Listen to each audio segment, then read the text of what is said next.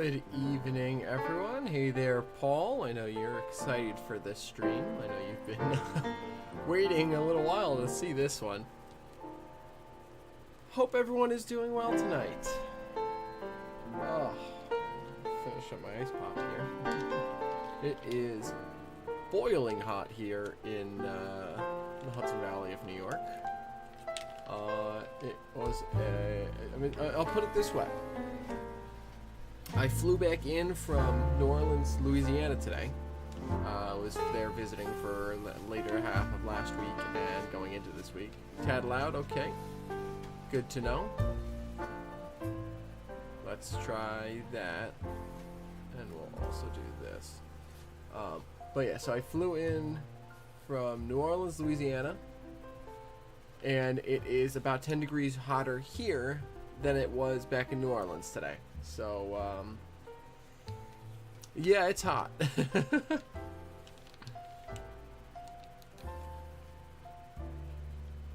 There's my ice pop finished off.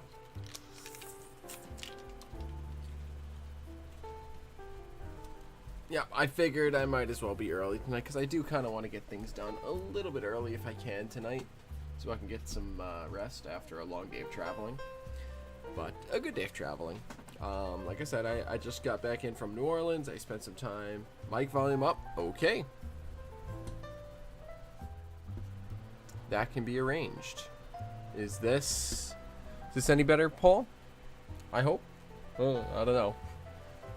I don't know how every time. Like I don't really change anything. At least I can't remember changing things. And yet somehow every time I need to play with the audio.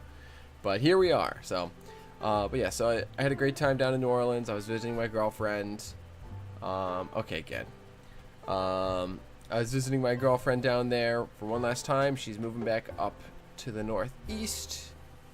So, one last hurrah down in New Orleans.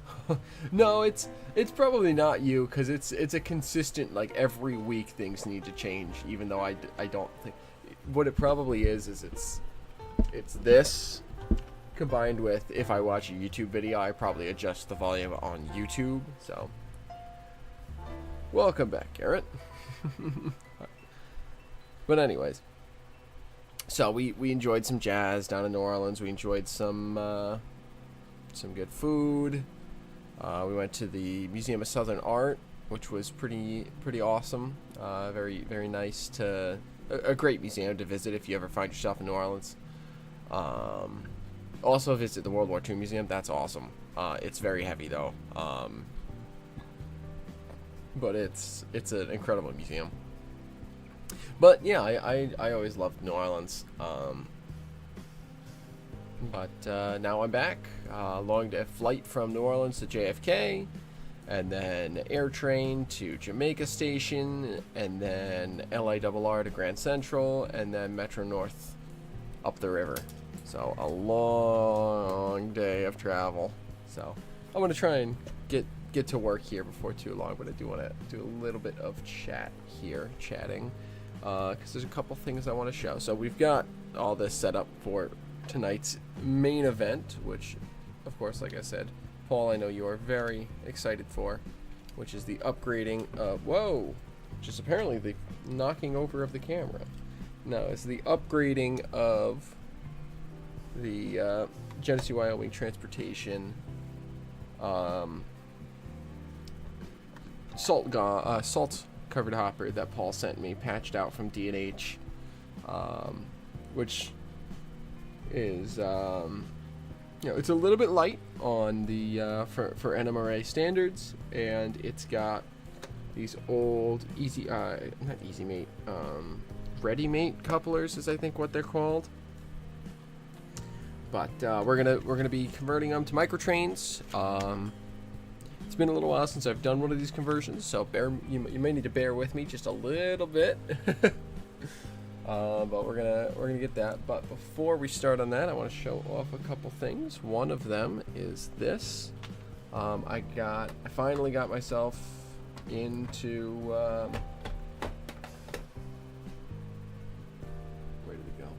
Finally got myself into the N-Track organization. And as part of signing up, they sent me a fun little care package, including T-track pin, a couple of N-track button pins, a T-track big sticker, an N-rail big sticker, and what I was most excited about, a Kato T-track caboose, and this is from their Kobo custom line. So this is from the Kato factory. Like this is not like a second-hand, third-hand product or anything like that. And it has wipers for lighting. I haven't put it on powered track yet to see if it actually is lit. There's nothing on the back about if it's lit or not, so it may just be that you can get a lighting kit for it. I haven't really looked into it yet because I got this the day before I left for New Orleans. So, and then of course we've got a couple of little smokestacks for the top roof of the caboose, as well as little magnetic trip pins. But so that's fun. I'm very happy to have this. It'll be a fun thing for me to run as a caboose whenever I do T-track. But who would ever want to do T-track, right, Paul? Very soon, or no, maybe not very soon, but before too long, we'll go full in the public on what's going on with that. But if you're a content creator and want to know more and want to pitch into a really fun project that will hopefully benefit the hobby, go ahead and send an email to uploadexpressmodelers@gmail.com and we'll get you in on the loop and get you in on the project.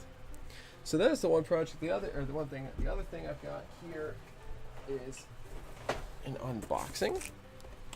Something that I impulse purchased because it was pretty cheap, and I actually have another one coming. I did take the tape off because I went to take the packing label off and the tape came off with it, but I have not opened this box yet. It was here for me when I got back from New Orleans. So what we have here is, oh, there it is. Very nice. An Atlas. Oh, there we go. An Atlas piggyback flat car for the New Haven.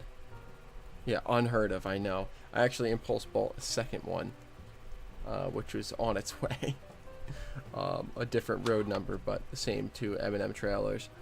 But this is an icon of the New Haven in the 40s, 50s, 60s.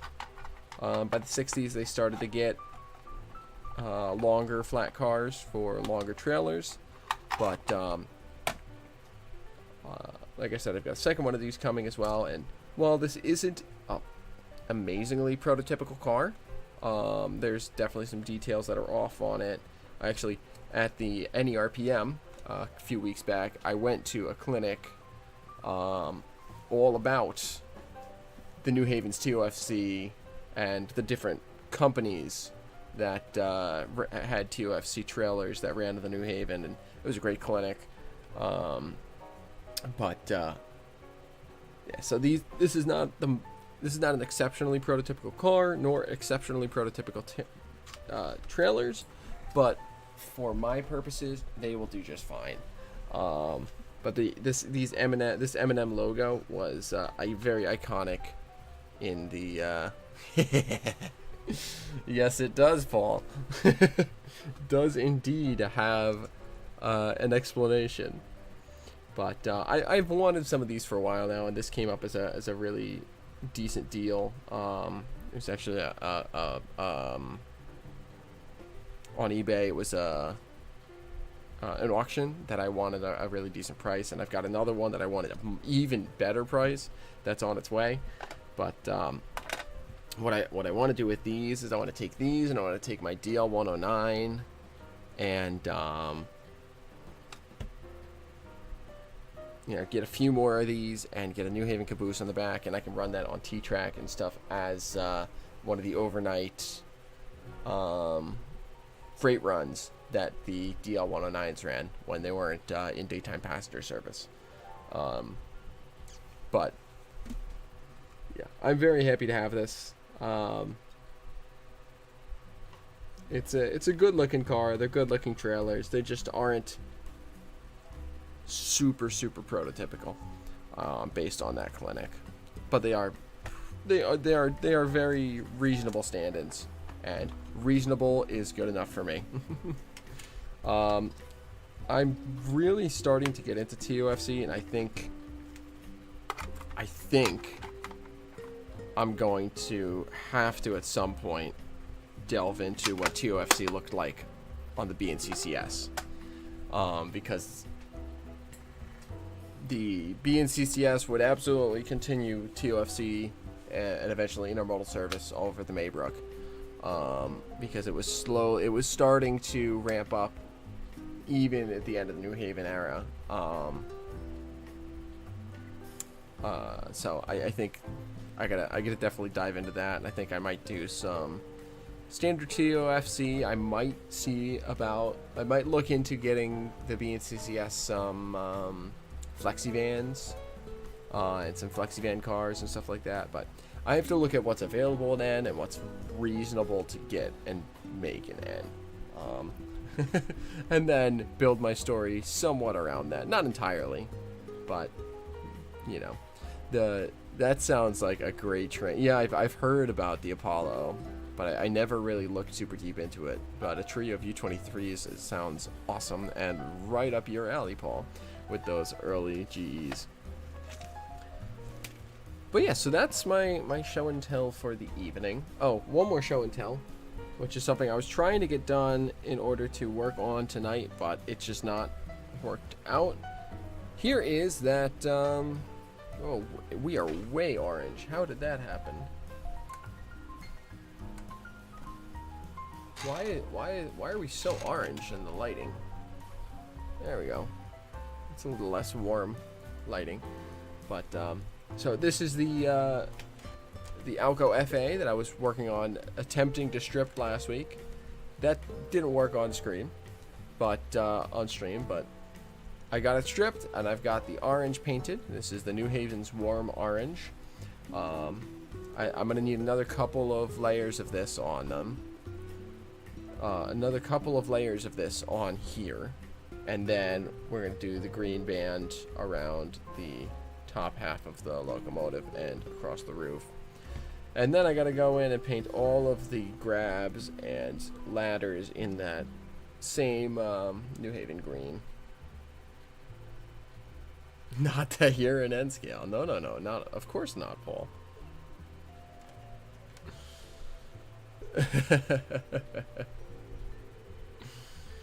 But I definitely do want to look into TOFC for the BNCCS because it's a fascinating thing. But so this is actually a very nice. While I have this here, this is actually a very nice model. Now that I have the black off and I've got a brighter color painted on it, it's a lot easier to see some of these details, especially on the rear of the locomotive here. This is one of the first. This is, I think, the first cab unit that I have had. Not that I've had that many of them, but this is the first one that I think I've had that has a full detailed rear pilot. If you can kind of, well, you can kind of see it in there. You can see it's got a cut lever, it's got MU pickups, it's got the only thing that this is missing that I want to add to it, and I might actually eventually swap some of these molded on details for brass details or etched metal details or whatever, but the only thing that's not on this that I want to add is I do want to add a lens for a backup light on the right side of the door, about halfway up. I've got some documentation on that, but yeah, so it needs a little bit more, one more, I think one or maybe two more coats of the orange, and then we can do the green, and then I'll start doing the work on that. But I just wanted to point that out because this is very nice. Well, it didn't at first, Paul. The Erie did not come off very well at all. Until what I started to do, what I wound up eventually doing was I would take I took my True Color thinner, my TCP2, or my TCP 15.2, for the 2 ounces here,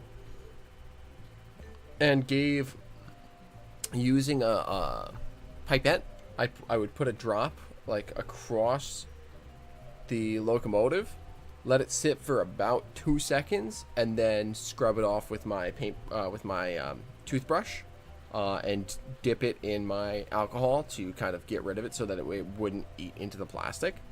And it took a while to do that, but that took that acetone base took the paint right up. So the paint that Lifelike must have used had to have been a acetone base, because once I started using the acetone thinner, it started coming up like nobody's business. So that's the story of this this unit. But by next week, I think next week, well, the paint will be done, and I might look into either adding that detail or definitely doing the decals, is I think going to be the main focus of next week's stream. And I might get one or two of the other units ready to paint as well and get those painted. So I want to do one in the as delivered here. I want to do the B unit in the all hunter green scheme with the gold striping. And I haven't decided what the other A unit's going to be yet. If I'm going to do another as delivered, or if I'm going to do the green with the gold. What I want to do is I want to find a prototype consist to number them as, and then work off of that. But that's where that project is. And now we can turn to the moment that everyone's been waiting for, or at least Paul's been waiting for, which is working on this GWT car. So the first thing I'm going to do, because it's pretty easy here, if I can, there it is, get my glue. First thing I'm going to do is re-weight this car, so that way it's up to NMRA standards. And this is Adam Cruz's NMRA weight ruler, which is very handy, very useful. The way it works, it's basically a 3D printed, or not 3D, a laser cut piece of balsa wood here, or basswood rather. That's, 2 mil thick, I think.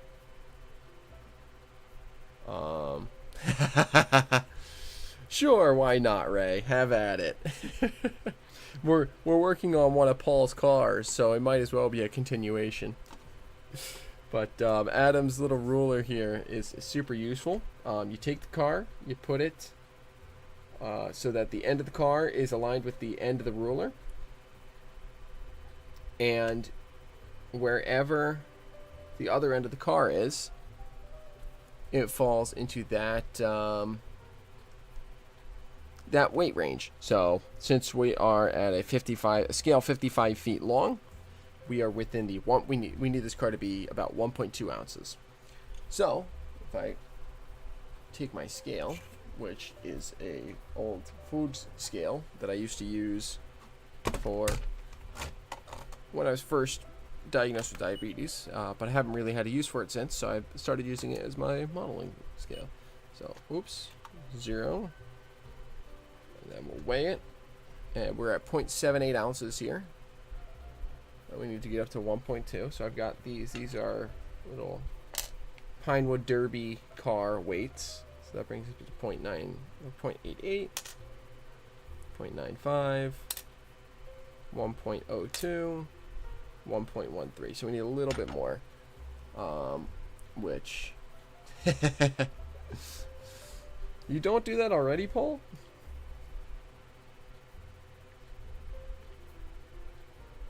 So I've got this leaded solder here that I'm gonna cut this piece in half.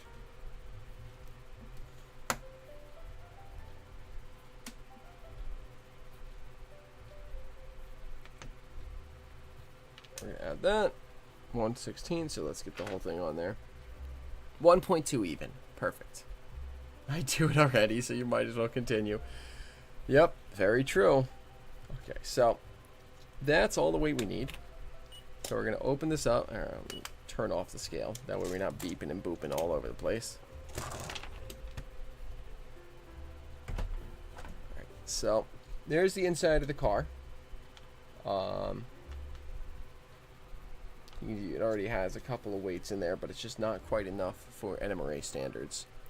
So we're gonna, where did my glue bottle go? There it is. Oh, pardon me. We're gonna go ahead and put a little glue down in there. Were you bewildered by what was going on there, Paul? Yes, so this was a that's honestly, that's fair. This is a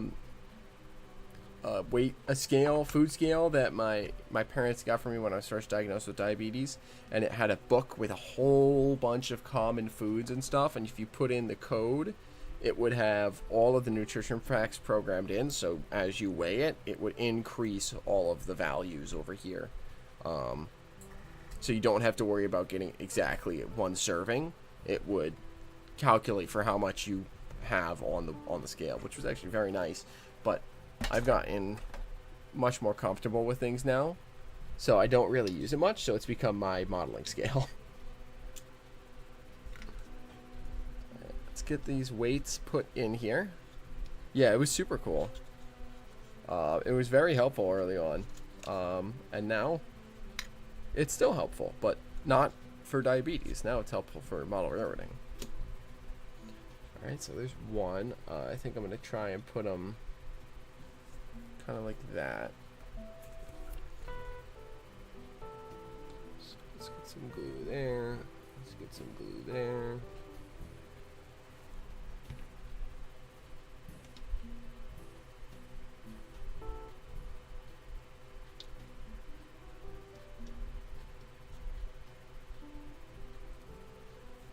Hey, how you doing, Truckett? Good to see you, my friend.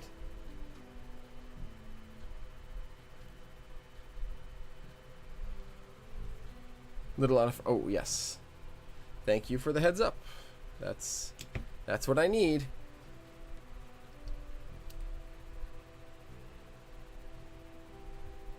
Santa, Texas. There we go. Now you see train, good. Now train you see. Sabsana. Well, I wonder if it's as hot down there as it is up here, Truckett, because it is hot up here in New York right now. It was like almost 100 degrees today. I was saying earlier, I flew up back up from New Orleans today, after visiting my girlfriend down there, and it was hotter when I got back to New York State than it was when I was down in New Orleans. Okay, yeah, so you got us beat then, but not by that much, not by as much as is typical. Yeah, too hot indeed. Too damn hot.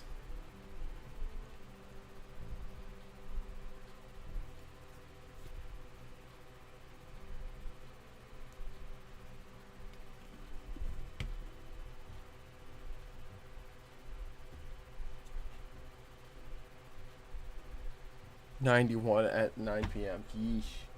What is it here at 10 p.m.? It's 85 here at 10. So yeah. You got us beat by 5 degrees still, but 5 degrees is not that much for how much further north we are.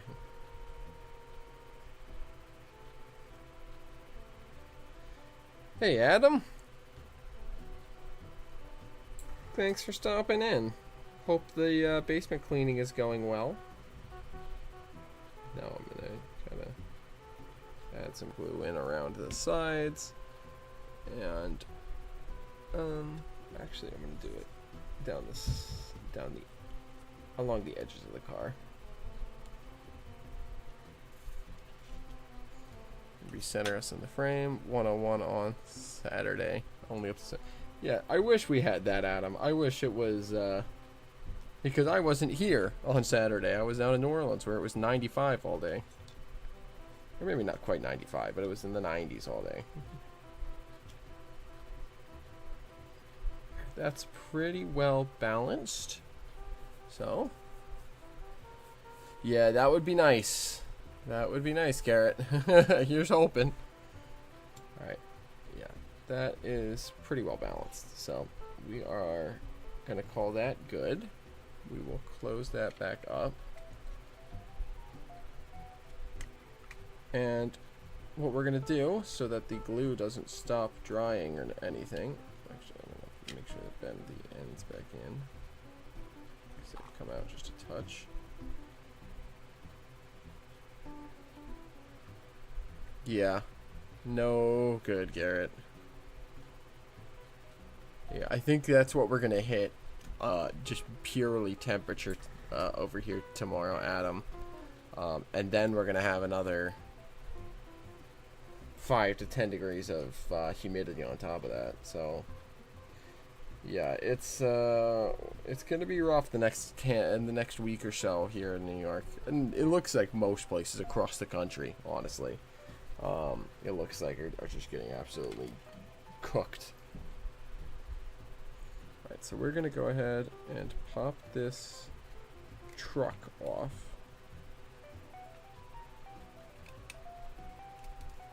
There we go.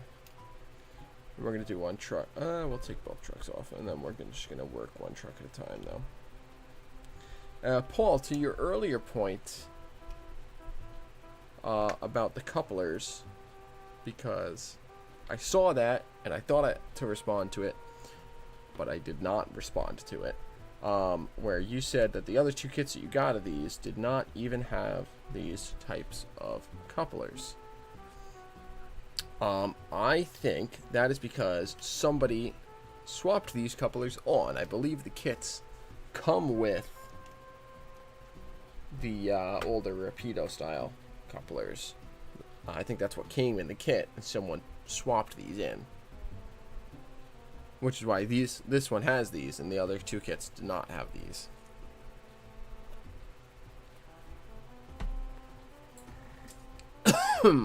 Excuse me. But that's just my surmising, based on doing a little bit of having done a little bit of Googling around these kits. Okay, so we're going to go ahead and open up our MT-7 short shank couplers with adapters. One of the two. Yep. Good. Well, it's glad that it's gone to its new home.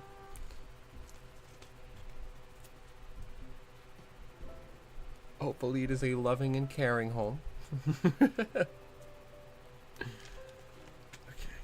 So we're going to go ahead and open up this MT-7. Ah, good. Very good.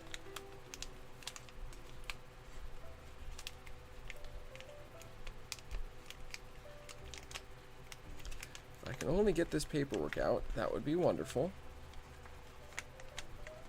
Oh my goodness, it is really stuck. There we go. Alright, let's get everything out of the bag.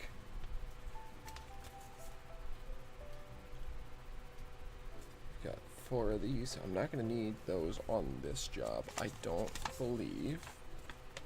Maybe I will. Excuse me. Maybe I will. Looks like I will.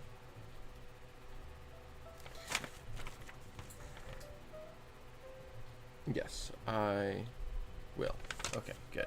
So, these are not hard conversions, but they are a little finicky to do these. So, it does take patience. So, the first step you do is you get rid of the old coupler by kind of twisting it to force it out. And we'll get rid of the old spring as well. I don't know if that was even visible on screen, the twist, but it's you just kind of twist it till it forces the T-shank vertical, and then you just pull it right out. This box, this coupler box, is designed to bend a little bit in order to accept new couplers. That's all part of the design. So let me just make sure that I got the steps down right. Let me just make sure.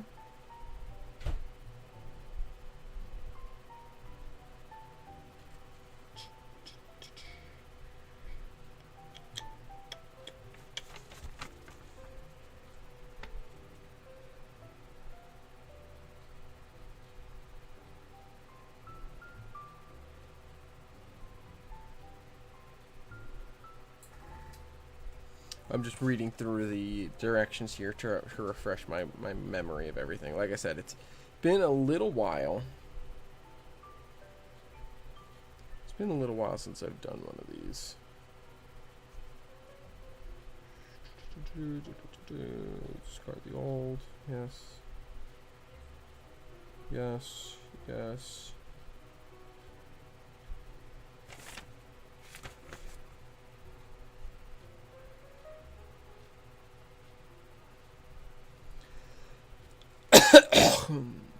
Pardon me.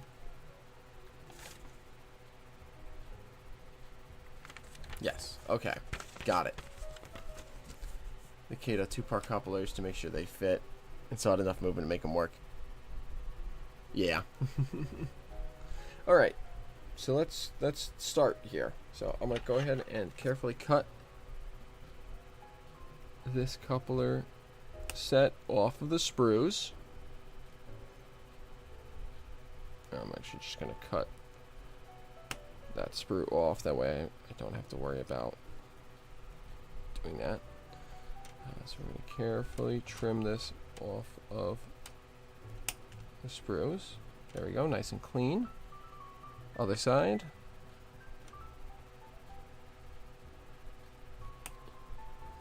Yeah, couplers can be very finicky, but also it's so worthwhile to get couplers that will work well. Just because if they don't work well, there's such major frustration points. They can be very frustrating in N-scale, in particular, to assemble and install, but it's so worthwhile. 3D HP, welcome from Vegas. Hope you are not too hot out there. I don't know what the temperature's like out there, but hopefully it's not as high as it is here in New York. It is 10 p.m. and it is still 85 degrees out where I am, plus humidity. So it's pretty rough. Okay, 93 today. That's cooler than it was here. So yeah, you're doing all right. Still hot as heck. Don't worry. But all right. So what you do here, we're gonna take the lower half that has the jaw, I guess, of the knuckle, and we're gonna lay the actual knuckle half on top and get them aligned. We're gonna grab right at the base of the knuckle. Oh, see, this is where it can get frustrating here. So I'm grabbing right at the very base of the knuckle itself. Right there, as you can see. 110, yeesh. No, thank you. That's what I say to that. Oh, I actually need to get some flashing off of this coupler. I didn't even notice that flashing there. Alright, hold on. Let me fix that before we continue.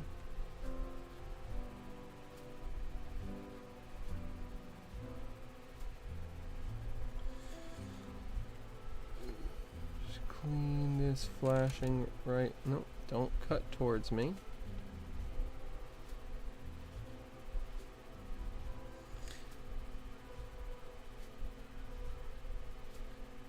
Humidity is the worst, man. It is. I don't know how humid it is here, but the answer is very.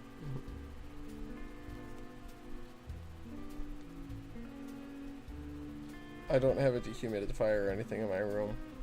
So my humidity is just whatever it is outside, which is...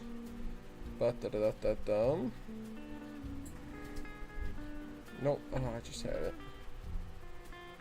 Humidity. Currently 75% humidity. Good night, Garrett. Have a wonderful evening, my friend. Thanks for tuning in. Hopefully cooler days to come indeed. Don't melt at work tomorrow.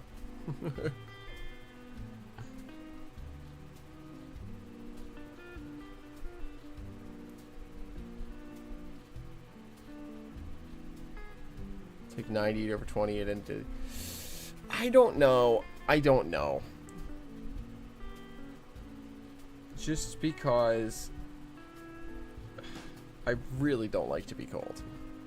I run cold, so I'm very susceptible to cold, and I have somewhat poor circulation, so I struggle a lot in the cold, and I get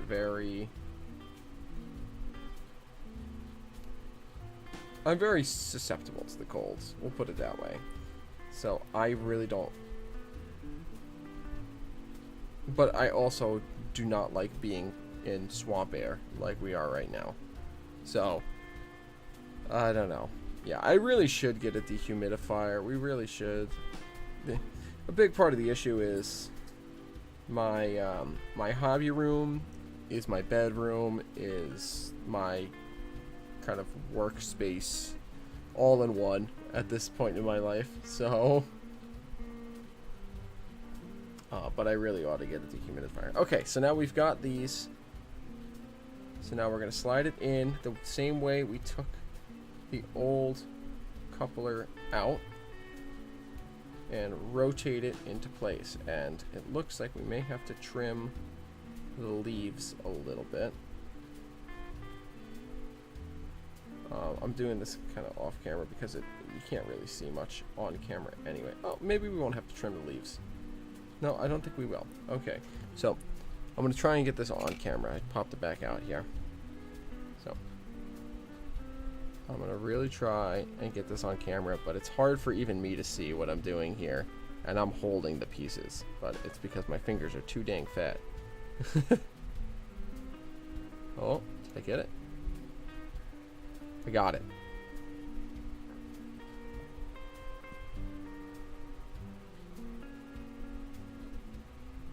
Well, they may have this style of truck, but I don't think they have the style of coupler that that these ones came with. So you'll probably still have to do the same conversion if it has the same style of truck, which I imagine it will. You just won't have the older knuckles to get rid of. You'll have the hook style couplers. So basically what I did is stacked the two coupler halves and slotted them in vertically just how I removed the old coupler. And this is the same for you, Paul. Even if you don't have the knuckles, you rotate the coupler 90 degrees and then lift it out. You do the reverse to get these in. And they're just loose in there right now, and that's okay. That's the step in the process that we're at. The next step involves this little metal guy. So, and it also involves this pin that is, you can kind of see centered under the in the coupler there. So, what I'm gonna do is cut about half of that pin off carefully. How do I know what length I need? Do you mean length of coupler? It depends on the situation that you're in. If you're talking about length of coupler. This car came with these very short couplers, and it seems to run all right with those. It just doesn't couple and uncouple very easily with that style of coupler, which is why I'm swapping it to the microtrains. But because it had a short shank coupler to begin with, and it ran okay with that, I decided that it would probably be fine to continue with a short shank coupler. If you have sharper curves or if you have uncoupling issues already, and especially if you have particularly long cars, you may feel a little more comfortable with a medium shank coupler. Long shank works amazingly. Like it's very rare that a long shank coupler, unless you are attaching a long shank coupler directly to a short shank coupler on a very long car compared to a very short car. But even then, long shank couplers will very rarely come uncoupled. The issue with them is the cars are probably 6 to 8 scale feet apart. They are, probably 3/4 of it, half an inch to 3/4 of an inch apart if you have two long shank couplers coupled to each other. So there's a big gap in your train. So if you don't mind that, long shank couplers work fantastically. But I want it to look a little more realistic, which is why I go with medium or, when I can, short shank. Hopefully that explanation made sense and was helpful to you, Truck It.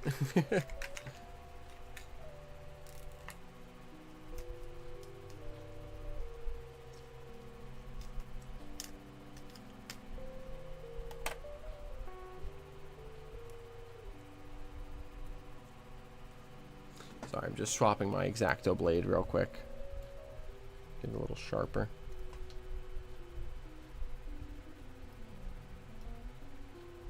So yeah, I'm cutting about half of that pin off. There we go. Now we cut nice and easy with the new sharp blade. I'm going to put that X-Acto away. Now I'm going to take this little metal piece here, this little metal like kind of cup C-shaped thing. I'm going to put it so that there's this little beveled end. This little beveled end is facing down on the truck. So if the car should be the side with the right angle, and the wheel sets should be the side with the bevel, if that makes sense. Hopefully it does. I don't know. Now we're going to take one of these little tiny springs, very carefully take one because they are very prone to disappearing, which is why they give you so many extra. Awesome. Sometimes that's what you just got to do. You just got to give it a go. So now I'm going to use my X-Acto to pick up this coupler like so. You can see it's kind of hard for me to show you, but basically I just slide the X-Acto blade in between a couple of the coils of the spring. And in the base of this cup-shaped thing, the C-shaped thing, there is a little spot, a little hole. We're going to try and seat that spring in that little hole.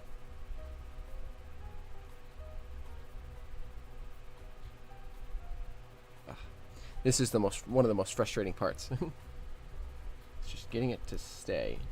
If you need, you can use a little dot of white glue to just seat it temporarily, or even a little bit of spit will sometimes provide just enough to get, and rolling stock not rolling. Yeah, that's fair. That's very fair, Truck It.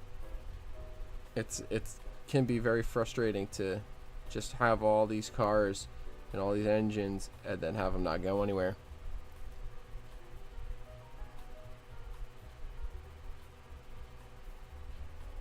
Okay.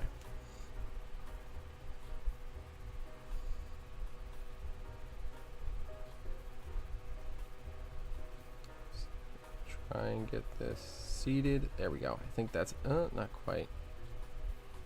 There it is.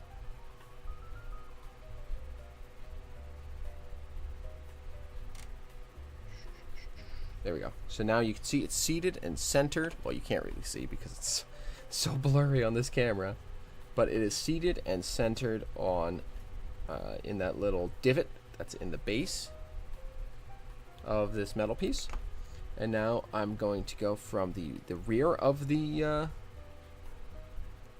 truck, angle it like so. You can see the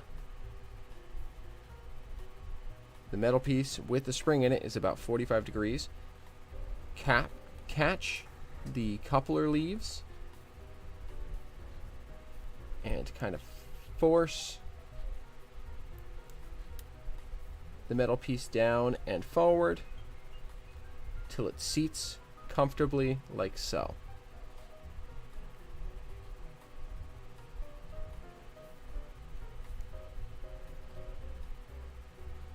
Now you want to check and make sure you get some actual coupler play, which in this case I don't. So what I'm going to have to do,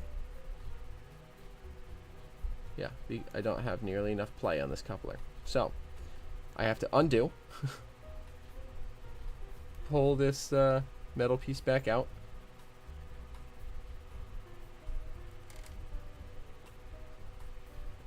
trim away just a little bit more of this post.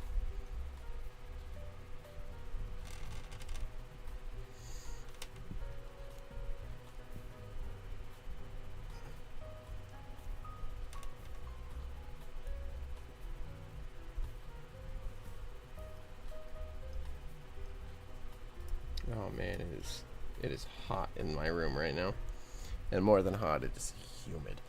I have not. Have I done custom buildings on this stream? I don't know if I've done custom buildings on the stream.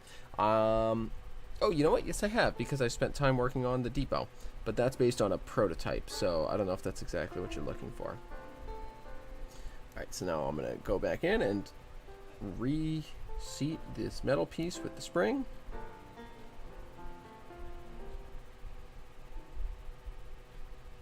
It still doesn't have a lot of play, so then the other option that we need is we do need to undo everything and trim just a little bit off of the coupler leaves. So I need to go ahead, pop these couplers out, and I'm just going to shave the smallest bit off of each side of the coupler leaf, as I believe what it's... let me double check the instructions here, because I know it's had something about that.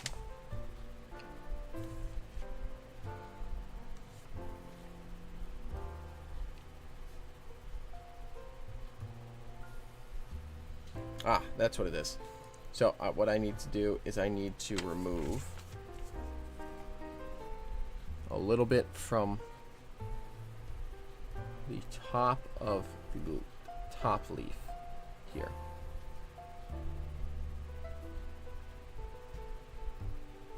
So I'm basically shaving down a little bit off of this leaf. And trying carefully not to cut myself.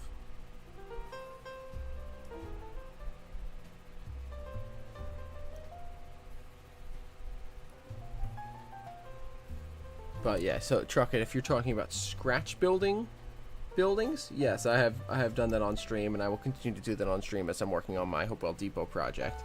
If you're talking about designing a building kind of from scratch, that's a little bit different. And I don't think I've done that on my stream yet, but I will get around to that eventually for sure.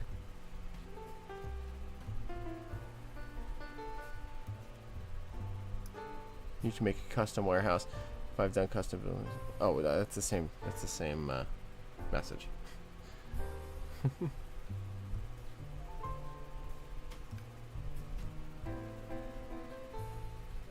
Okay, so I've trimmed just a little bit off the top of each of those leaves. Each side of those leaves. And now we just reassemble everything. And if that doesn't work, then we need to shave down a little bit of the top of the coupler box, which I really don't want to have to do because that's a pain. So I'm just gonna kind of, I'm off camera, I know.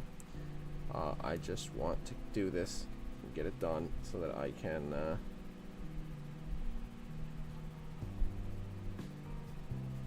oh, you know what it is actually? It's not, I didn't even need to do that. I didn't even bother to look. It's actually the opening here that needs to be widened a little bit. as I was putting it in, I noticed this was rubbing against the arm of the coupler, or the shaft of the coupler rather.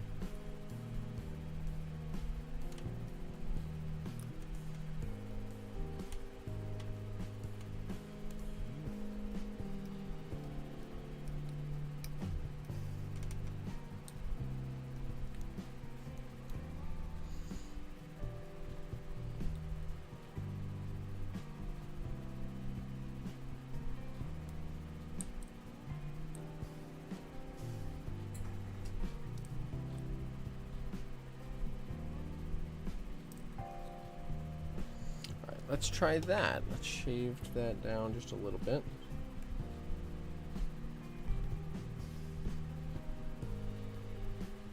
Oops.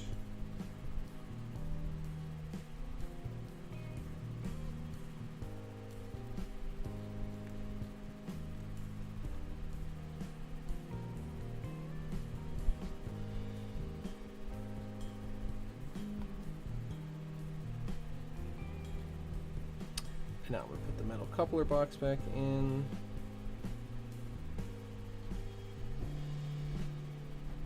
There we go. That's the play that I was looking for. So yeah, that was all I needed to do this whole time. Well, that's good to know for the other side. But now you can see the coupler opens fine. It has a little bit of play. So now the last step, I believe, let me consult this document to ensure that I'm correct.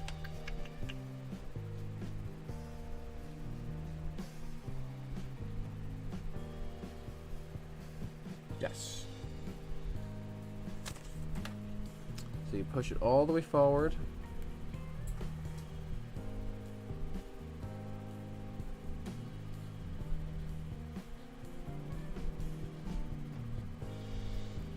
And now put a little bit of glue across the top.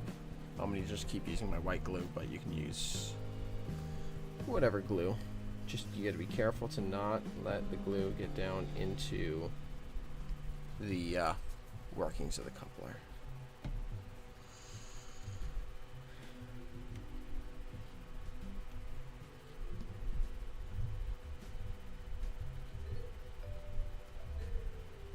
There we go. Nice even coat across the whole thing here. We'll put that out of the side, off to the side rather, and we'll get to work on the other one.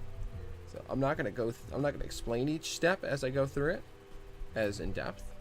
So see, I've just popped out the original coupler, taking out the spring. Now I'm gonna go ahead and remove these from their screws.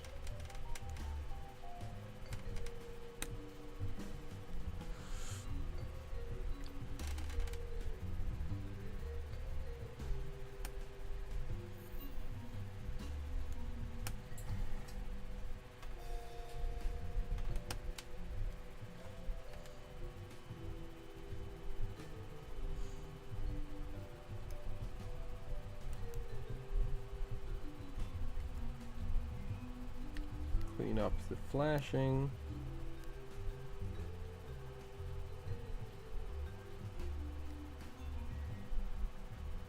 I really shouldn't say flashing because it's not. Yes, I absolutely will, Paul. Actually, what I'll do, I'm going to take some pictures as I'm putting this one together, and I'll send those to you.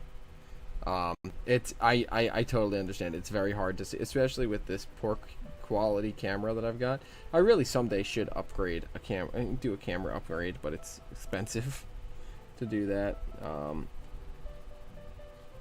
Someday I'll get a better camera for this, or look into the possibilities of doing like a remote phone camera like what you have, but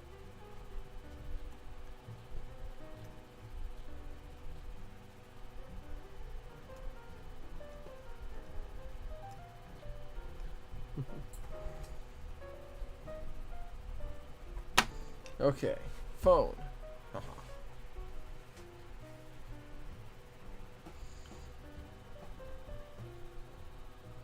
Take a picture of the 2 pieces.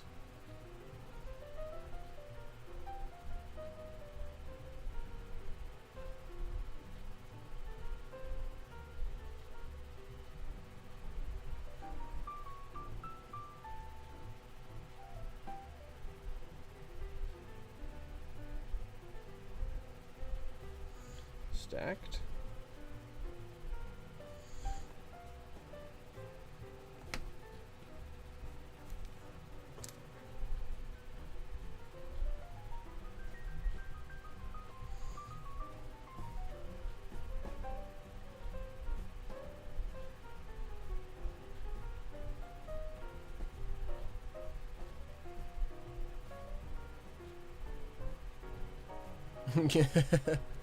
Yeah, your camera actually looked good. This is what I use is I really should swap them. The only issue is then my face and my voice would be delayed, which really is unsettling for people. But this camera, it's mostly undelayed. Sometimes it's delayed, but this is a like $30 webcam off of Amazon. This is a much nicer webcam that I got during COVID for face cams, basically, for Zoom calls for school.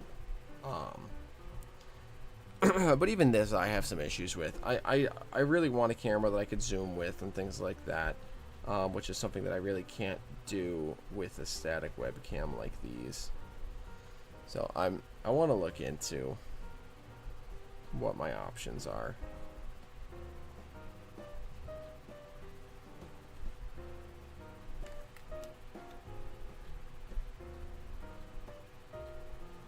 Sorry if I'm off camera here for a minute. I just need to... Oh, actually, I'm not even off camera. Perfect.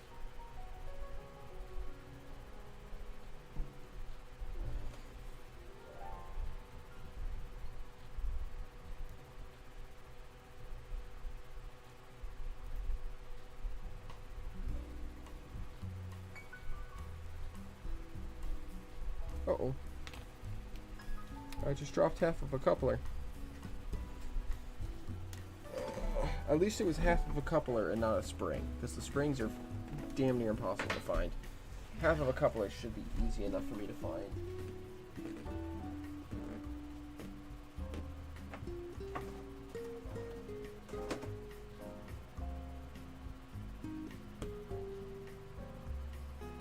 I say as I search and search and search for this coupler half. What the heck? Where did this thing go?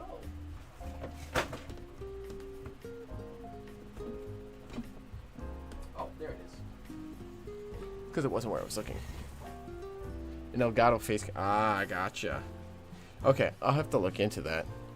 Hey, James. Good evening, my friend. How are you doing? Hopefully it's not too hot for you upstate. It really has turned into one of your streams.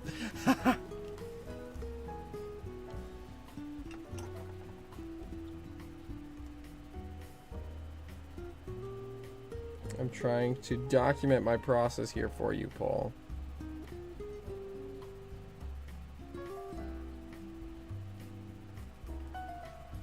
I did miss your live again. I gotta get into like something where I could swap between your guys' live and Paul's live.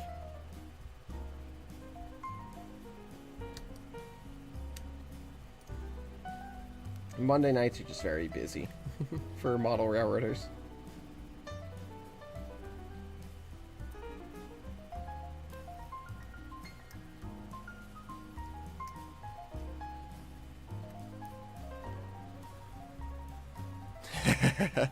Yeah, Denny was in Paul's stream for a little bit, and then he must have popped over to you guys. I gotta figure out I gotta figure out my schedule better so I can do that.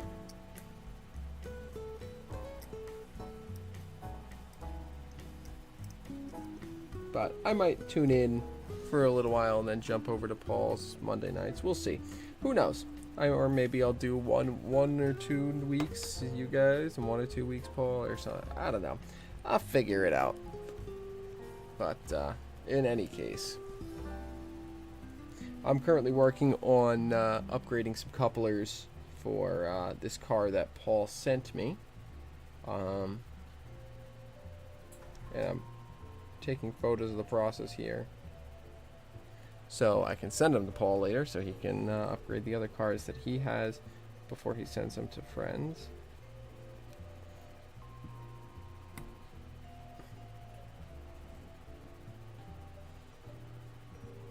Yeah, kinda. Of course, it's darn near impossible to see with the camera that I have. But I'm trying. I'm trying my best to sort of show off as I work.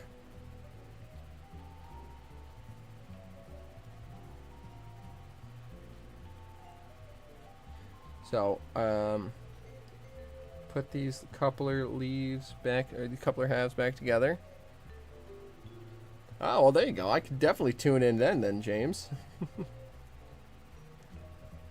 Too small to see. Yeah. There we go.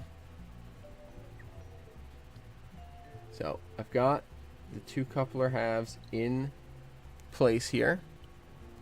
And I dropped my phone.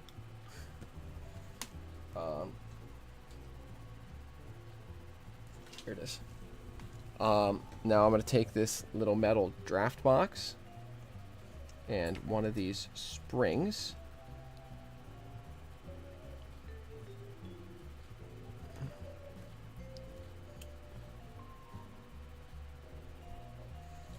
I just need one of these.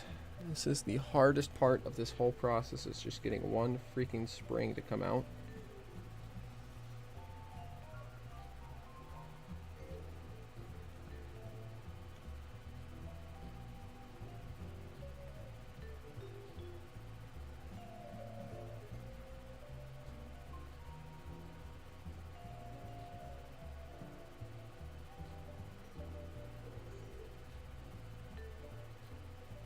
I swear these springs have minds of their own sometimes.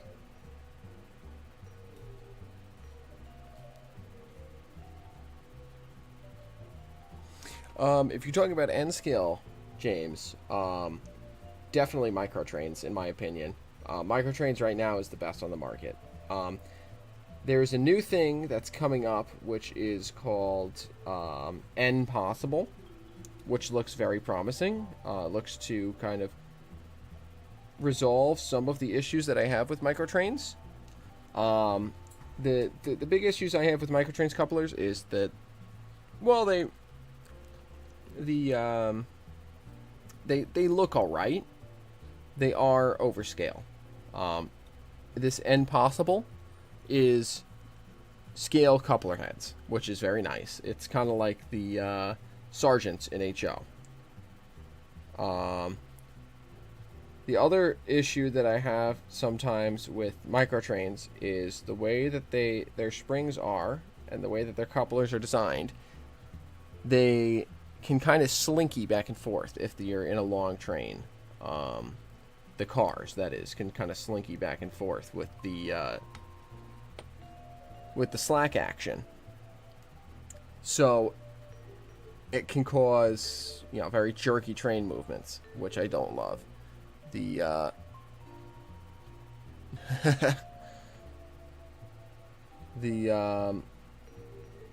what am I saying?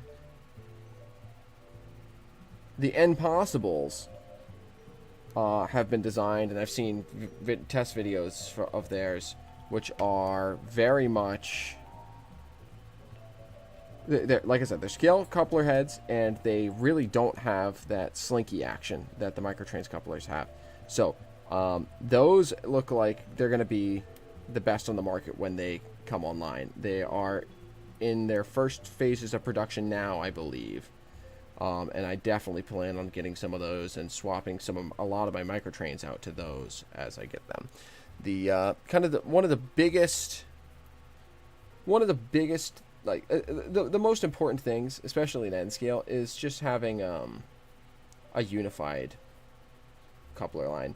Accumates, the Atlas Accumates or the N scale McHenrys from Athearn, they work fine. Microtrains has the widest variety of product and stuff like that right now, which is kind of why they're the go-to. Man. Oh, hey, Ray. You got a issue with microtrains other than their product line? Oh, boy. I'm not sure I know what that is, and I don't know if I want to ask. I'm not sure. That's a very ominous statement.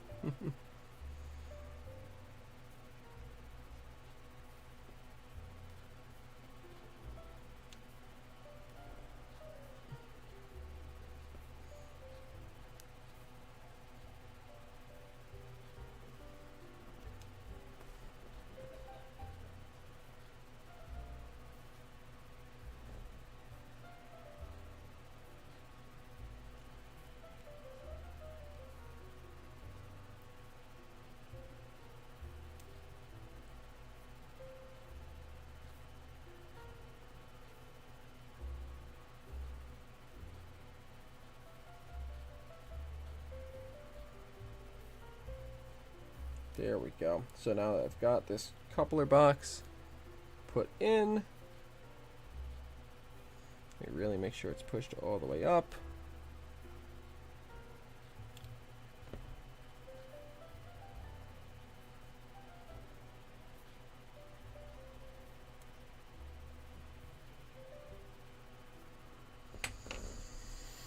Okay, and now the glue onto top.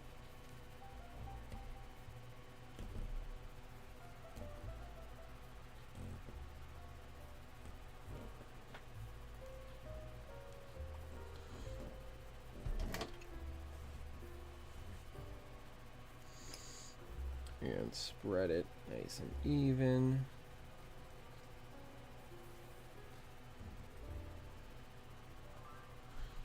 There we go. Okay, Paul, I've got this all documented now, photographed and everything, and I'll send you those later. And I'll probably just put them in my Discord server for general people to, for general purposes, I guess. I don't know. Anyone who wants to check that out in the server. So now we've got two upgraded trucks. So now this should be weighted. Yes, this feels much better. The weight on this feels much better now that it's properly weighted. Which is good. Sideways, so feels like the weights are not shifting, which is good. All right, now I'm going to go ahead and take the centering bolster pin and get these trucks back on this car.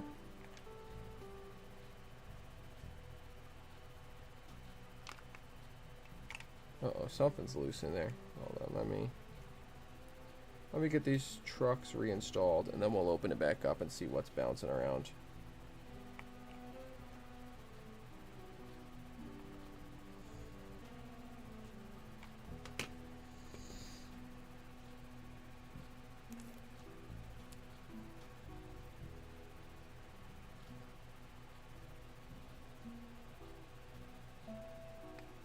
There we go. So then the last step, if you want, is to install the magnetic trip pins. You are very upstate, James. Extremely upstate. So far upstate that you're not even in a state. You're in a province.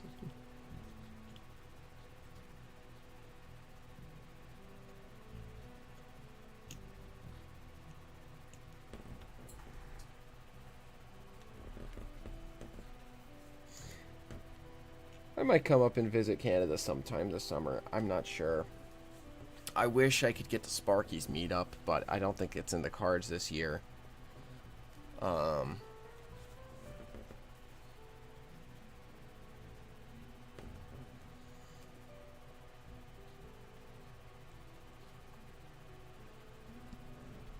Yeah. I wish I could get to it. But like I said, I just don't think it's in the cards for this year. I don't think I'm going to be able to make it up that weekend. I just don't know. Things are very up in the air for me right now as I work on trying to find a new job. Things are very kind of nebulous right now as I apply places and I wait and see who's gonna take me and where I'm gonna wind up. And I'm looking at the Boston area, but we're also looking at a couple other places. So it's just like,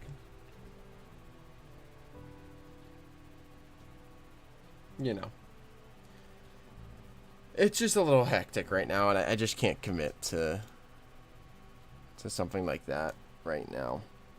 I'm finding it very hard to even commit to getting to the Northeast Region Convention, which is something I very much want to do. And I think I am going to commit to it and then accept the consequences of whenever I'm in my new job of doing it, because I really, really want to get to the convention, but it's so hard for me to commit. Oh no, not the maple syrup incident of '02, Ray. Anything but that. Oh, jeez. Alright, well, that is a Genesee, Wyoming transportation fully weighted and recouplered car. So that is, I'd say, a success. Yeah, being retired definitely helps, James.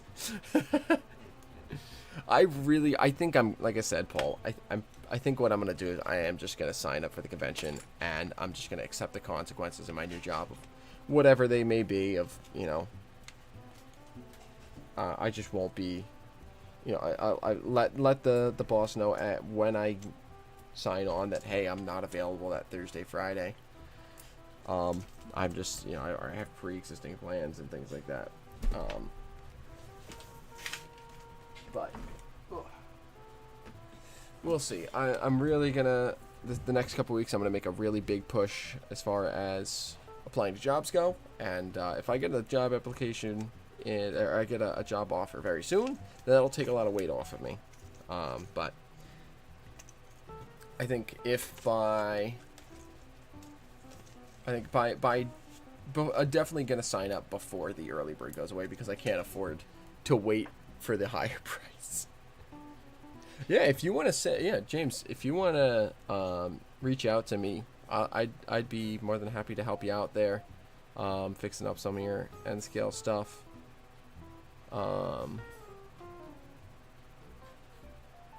Reach out to me either through Ray's podcast page or through. I think we're both in the NMRA Discord server. There's a couple places that I think we both are, but yeah, I'd definitely be willing to give you a hand. Get an offer, yeah. Well, I hope I get to the convention too, but yeah, I really hope I get an offer. Like I said, I'm gonna really push this week and next to put a whole bunch of applications out there, and see what we get. But so now that our GWT car is done,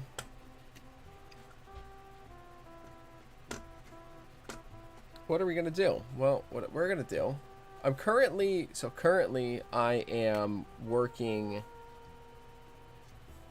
like hourly at an architecture firm. I'm working as technically a part-time employee, but I've been a part-time employee for like 10 months now at this architecture firm. It's one of these things where it's like, I signed on. I worked there in the past as an intern while I was at school, and he didn't really have enough work at the time to sign on a full employee, but he said, yeah, we have some work that you can do, and so he signed me on as like as needed kind of thing. But since then he's gotten more work, and he actually has another full-time employee now. So it's like, for me it doesn't feel great that I'm now like part-time, but I've been working there for so long. So I think that's my real motivation to really go out there and get a job, a full-time job with benefits, with a salary and all that, So But yes, so we're done with the GWT job. So we're going to go back to this Penn Central car. And we're going to finish it off with some powder work. Because I want to. Because I really enjoy powder work. And it is the last thing. So you need to get, yeah, very fair. It is getting pretty late. We are... Ugh. We're going to finish this stream up very shortly here, but I do want to finish this car up as well tonight. James, thanks for tuning in. At some point in the next couple weeks, I'll be sure to tune into your guys' live stream and check you guys out some more. I've been in the past, but it's always good to tune back in. From Boston back to my hometown area would not... No, it would not be very fun, that's for sure. And I am definitely looking to move to Boston. Good night, James. Thanks again for tuning in. Appreciate having you here. But yeah, so basically the idea with Boston is me and my girlfriend both really want to move to Boston, or the greater Boston area in any case. But we're not going to move until we have jobs there. It's kind of the idea that we're going with. Adam, you too. Always great to have you in, my friend. Thanks again for the scale, for making the scale ruler, weight ruler. That's the words. Super helpful for me tonight in reweighing this car. And super great product. Check it out, everyone, on Adam's Etsy page. But always good to have you, my friend. Have a great night. What am I looking for? I'm looking for this, the Dark Rust Bragdon powder, to use as a base for my weathering here. I don't know why I turned into like I don't know what I turned into, some robo guy.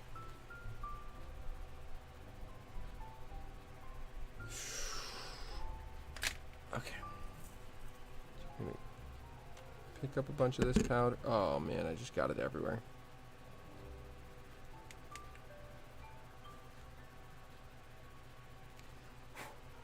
There we go.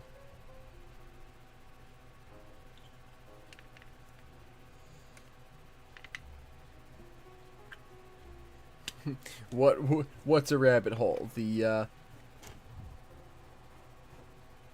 powder weathering, or are you still on that website? Still looking into the courting secretary. Oh, you are still looking into the courting secretary. There you go. All right, well, that's a question for Paul. There's a bridge in Corning Yard that serves as the leg of a Y. Paul, go. Where did my brushes go? As that. Here we go.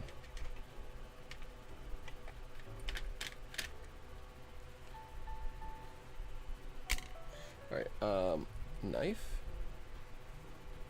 We're gonna add some of this kind of bright orange.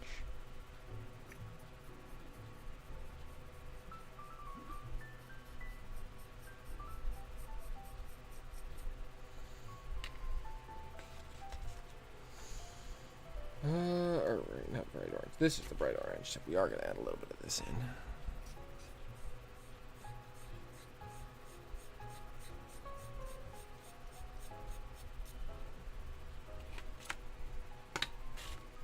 We're going to kind of blend and apply.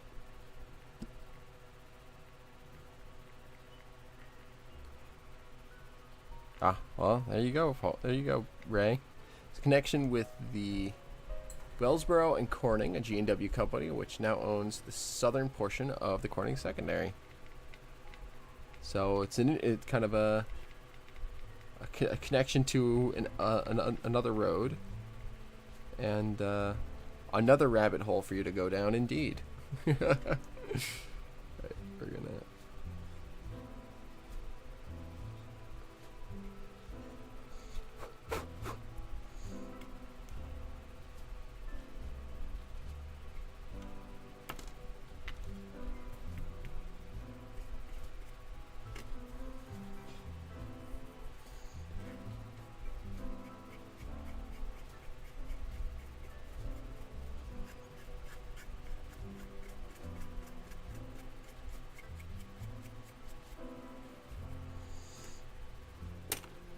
too much. Too much. Sand for fracking.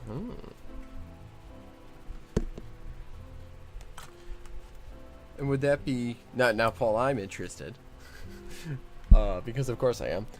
Is that sand hauled in covered hoppers, or is that in open top hoppers? Because I imagine if it's for fracking, they don't mind too much if it gets a little clumped. Whereas, like silica sand or whatever for glass work, probably they would, I would imagine, haul in covered hoppers exclusively. And they make 2-bay covered hoppers. Okay, gotcha.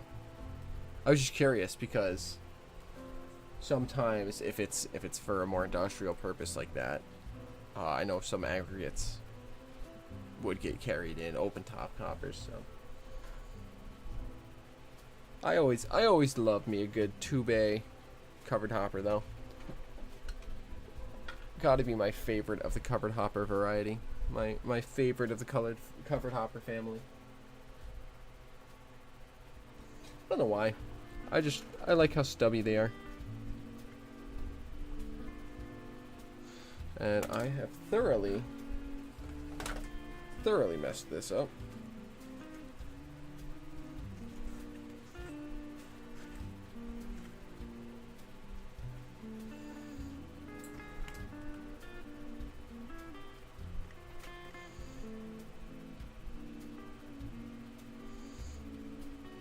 Wow, I've really screwed this up.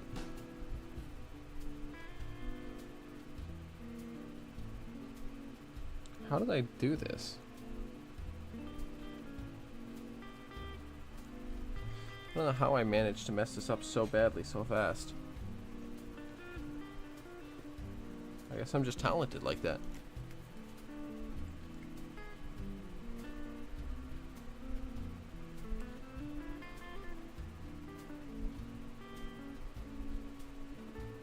Trinity 3281s. Yeah.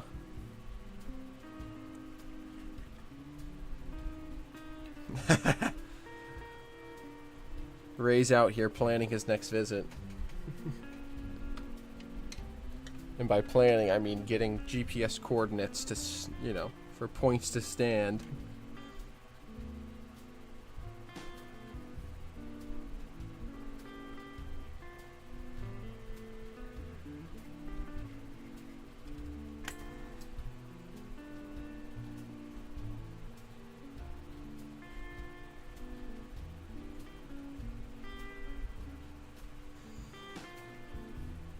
Silicate for the glass, yeah. That's what I imagined would be the biggest commodity on the Corning secondary, going to Corning glass. But I didn't want to overstep my boundaries.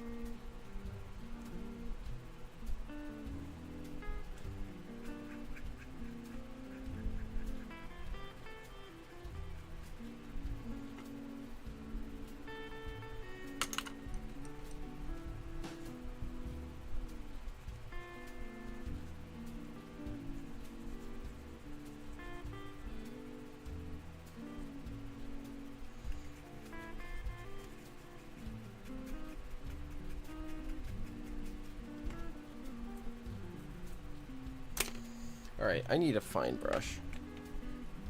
I'll take this brush, this will do. For now.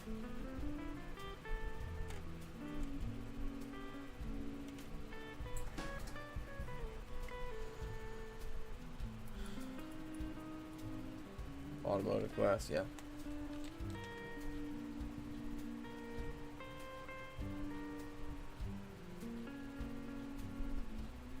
Oh, neat.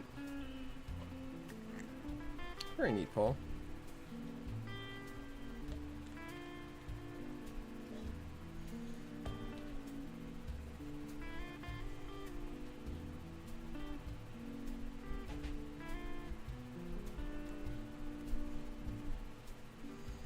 So I don't know how I absolutely ruined the side of this car in 5 seconds flat. I don't know, it's not ruined, but it doesn't look nearly as good as it did before I tried anything, and it's because I was dumb and tried to use a big fat brush instead of one of my nice little thin brushes that I have.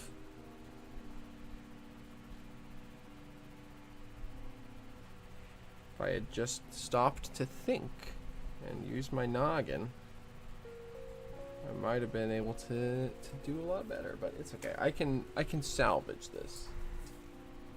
This is still workable.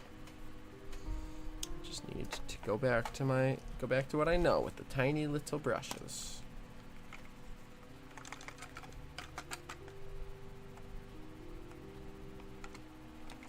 And fix it up. Clean it up.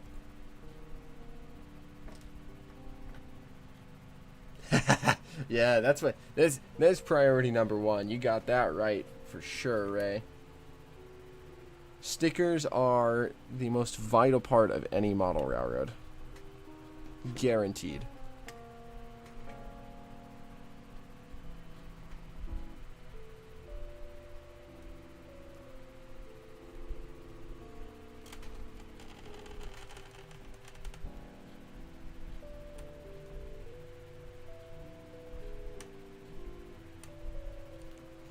Am I in frame? Yes, I am. Good.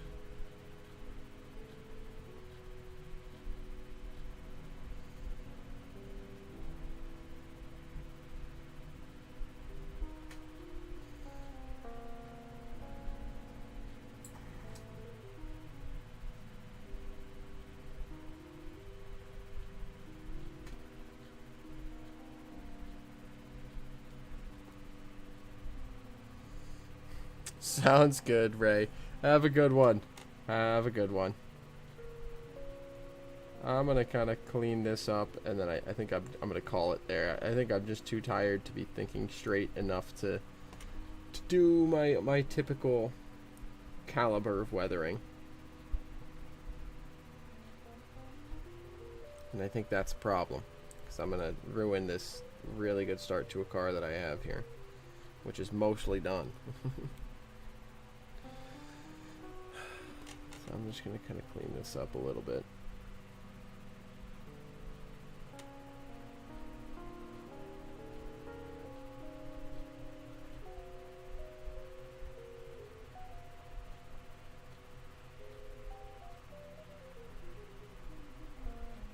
There we go. That actually doesn't look too bad. I still think this side does look much better though, without the ridiculous work that I did.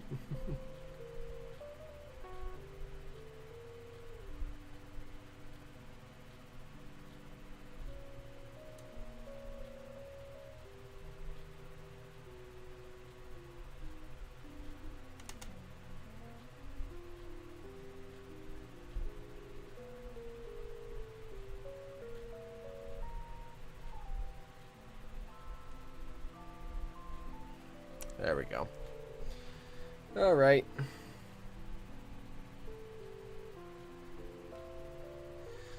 I think honestly that might do it for me too. Coming up on 11 p.m. I think that means it is bedtime for Dennis as well.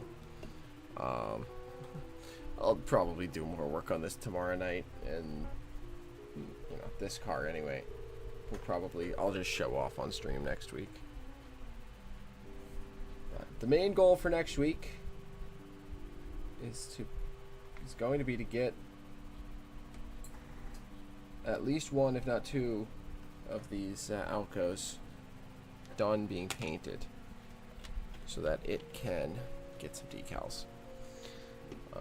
Because this honestly is not bad.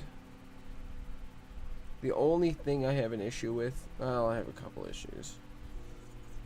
I filled in some of the grills up here a little too much. I might just go in and clean these out. And the nose here, I kind of screwed up. There's a little divot in the paint there, but in any case, yeah. No, of course, Paul. Like I said, I'm gonna put all those. Photos. I'm gonna detail, put step-by-step instructions, put them into my Discord here for you and for anyone else who wants them. And yeah, I think that'll do it for me tonight. I'm gonna aim to have my next video out by Wednesday. Fingers crossed. I'm gonna really work on finishing editing on it tomorrow night. I was going to be editing it on the plane and on as I was coming home today, but my laptop, I forgot to charge it before I left my girlfriend's house, so I couldn't edit on the plane. But I will get that going, and that'll definitely be up at some point this week. My hope is by Wednesday, but it might be Thursday or Friday. We're gonna see as I get to it, but that's kind of where we're at. And then we'll hopefully have another one out by next stream. Well, my goal is to have 2 videos out this week because I've been a little bit slow on getting these videos out, so I'm gonna try and get the first 2 videos from Island Ops out this week. But we're gonna see how that goes. No promises, other than one video. One video is a promise. So you folks can hold me to that. But in any case, I hope you all have enjoyed the stream tonight. I hope you all had a good time. I know I did. It's always fun hanging out with you folks and working on the trains. So I hope you all have a great night. Rest well, my friends, and I will see you all on the next track.